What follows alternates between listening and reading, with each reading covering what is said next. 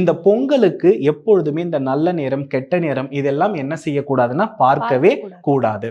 காலையில 6:30 மணி கிட்டத்தட்ட 6:30 7:15 ஆதவன் முழுமையான கதிர்வீச்சுக்களை கிழக்கு திசையில் நேரடியாக செலுத்தக்கூடிய நேரம்.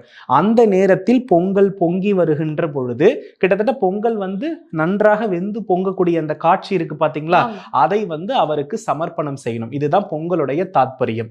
சிலர் என்ன பண்ணுவாங்கன்னா உச்சி காலத்தில் செய்வார்கள். 12 மணிக்கு தான் என்ன பண்ணுவாங்கன்னா வழிபாடு செய்வார்கள். ஆனா என்ன இருந்தாலும் மனிதன் தாங்கக்கூடிய சூரியனுடைய கதிர்வீச்சின் தன்மை காலை நேரத்தில் தான். அதனால முதலாக இந்த உத்தராயண காலகட்டத்தில் அவர் அடியெடுத்து வைக்கின்ற பொழுது அவருக்கு நாங்கள் மிகவும் மகிழ்ச்சியாக இருக்கிறோம், இதே பாருங்கள் எங்கள் வீட்டில் அழகாக பொங்கல் பொங்குகிறது என்ற ஒரு பெயரை சொல்லி அவரை வரவேற்பது பூரண கும்ப மரியாதை போல பொங்கலை பொங்கி வரவேற்க வைக்கிறது தான் அதுல இருக்கக்கூடிய